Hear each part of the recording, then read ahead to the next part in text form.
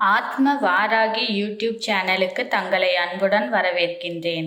இன்றைய பதிவில் ஆஷாட நவராத்திரி என்றால் என்ன, ஆஷாட நவராத்திரியில் வராகி அம்மனை வழிபட்டால் நம் வாழ்வில் என்னென்ன நன்மைகள் ஏற்படும் என்பதை பற்றி தான் நாம் இப்பதிவில் பார்க்க போகின்றோம். வரங்கள் பல தரும் வராகி அம்மன் 12 மாதங்களும் 12 நவராத்திரிகள் இருப்பதாக சாஸ்திரங்கள் குறிப்பிடுகின்றன.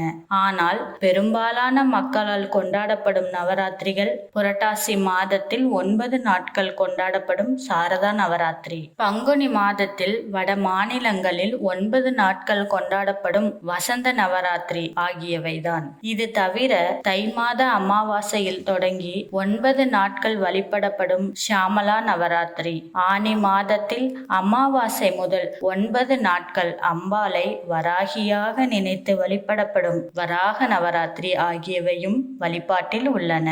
வராக நவராத்திரியை ஆஷாட நவராத்திரி என்றும் அழைப்பார்கள். வராகி அம்மன் என்றாலே ராகு கால வழிபாடும் பஞ்சமி வழிபாடும் பின்னிரவு வழிபாடும் பெரும் சிறப்புக்குரியவை ஆகும். வராக நவராத்திரியின் 9 நாட்களும் இரவு நேரங்களில் விரதமிருந்து வராகி அம்மனை பூஜை செய்து வந்தால் கண்டிப்பாக நல்லவை அனைத்தும் வந்து சேரும் என்பது சித்தர்கள் வாக்கு. தமிழகத்தில் தஞ்சாவூர் பெரிய கோவிலில் வராகி அம்மனுக்கு ஆஷாட நவராத்திரியின் 9 நாட்களும் வெகு விமர்சையாக வழிபாடுகள் நடைபெறுகின்றன. இதில் பங்கேற்பவர்களுக்கு கல்வி, செல்வம், வீரம் இம்மூன்றும் கைவரப் பெறும். வராகி அம்மன் ஆலயம் அருகில் இல்லை என்றாலோ, வீடுகளில் வராகி அம்மன் வடிவம் இல்லை என்றாலோ, அருகில் உள்ள ஆலயங்களில் உள்ள அம்பாள் சன்னதிகளில் வழிபாடு செய்தாலே போதுமானது. ஏனெனில் அம்பாளின் வடிவாகத்தான் வராகியை பார்க்கின்றோம். வராகி நவராத்திரியின் 9 நாட்களிலும் வராகி அம்மனுக்கு தேனில் ஊற வைத்த மாதுளை முத்துக்களை நைவேத்தியமாக படைப்பார்கள்.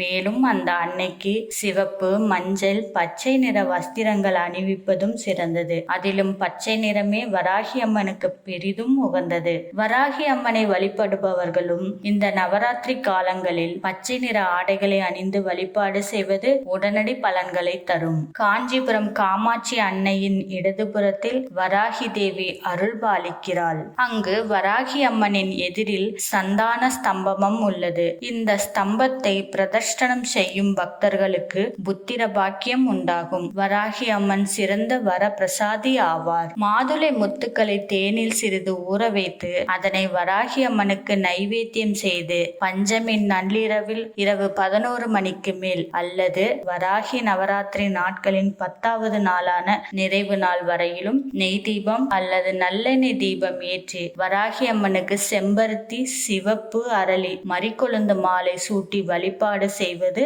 வரலாம். இந்த வழிபாட்டின் மூலம் நற்பலன்களை அடையலாம். பல்லூர் அரசாலை அம்மன் என்னும் வராகி அம்மன் பெரும் வரம் தந்தருளுபவள். இங்கு தெற்கு நோக்கி அமர்ந்த நிலையில் வராகி அம்மன் அருள்கிறாள். இங்கு தேங்காய் தீபம் ஏற்றி வழிபட்டால் நம்முடைய கோரிக்கைகள் அனைத்தும் நிறைவேறும். வராகி தேவிக்கு தானிய கோலமிட்டு வழிபடுவது சிறப்பு. வீட்டில் பஞ்சமி அன்று பூஜை அறையில் விளக்கு ஏற்றி சிறிது கோலமிடு.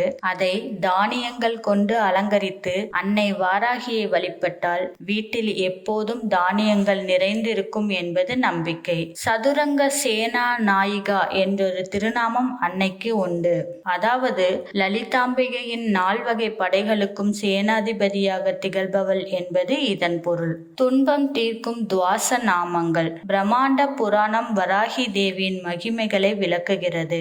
பண்டாசுர வதத்துக்கு லலிதாம்பிகை புறப்படும் போது தேவி வராகியும் தான் கிரிசக்கரத்தில் எழுந்தருளினார். அப்போது சுற்றியிருந்த தேவதைகள் வராகியை துவாச நாமங்கள் சொல்லி துதித்தனர். துவாசம் என்றால் 12 ஆகும். இந்த 12 நாமங்களை சொல்லி துதித்து அன்னையை வழிபட்டால் சகல காரியங்களும் சித்தி அடையும் என்கின்றது பிரம்மாண்ட புராணம். பஞ்சமி தண்டநாதா, சங்கேதா, சமயேஸ்வரி, சமய சங்கேதா, வாராகி, போத்ரினி, சிவா, வார்த்தாளி, மகாசேனா, ஆக்னா சக்ரேஸ்வரி, அரிக்னி என்பவை அந்த 12 நாமங்கள். வராகிக்கு விருப்பமான நிவேதனங்கள்: பூண்டு கலந்த தோல் நீக்காத உளுந்து வடை, நவதானிய வடை, மிளகு சேர்த்த தயிர் சாதம், சுண்டல், சுக்கு அதிகம் சேர்த்த பானகம், மிளகு தோசை, குங்குமப்பூ, சர்க்கரை, ஏலம், லவங்கம், பச்சை கற்பூரம், பச்சை கற்பூரம் கலந்த பால், கருப்பு எள் உருண்டை, சர்க்கரை வள்ளிக்கிழங்கு, தேன் இவை அனைத்தும் பிரியமானவை. இவற்றில் ஏதேனும் ஒன்றையோ என்றால் இவை அனைத்துமே படைத்து மற்றவர்களுக்கும் கொடுத்து வராகி அம்மனை வழிபட்டால் வேண்டும் வரங்கள் கிடைக்கும் என்கின்றன சாஸ்திரங்கள். பஞ்சமி திதி அன்று அன்னையை அனைவரும் வீட்டில் விளக்கேற்றி அன்னைக்கு பிரியமான 12 நாமங்களை சொல்லி வராகி தேவியை வழிபடுவோம். நம்மை பிடித்திருக்கும் துன்பங்கள் எல்லாம் நீங்கி இன்பங்கள் பெருகட்டும் என்று மனமாற வேண்டிக் கொள்வோம்.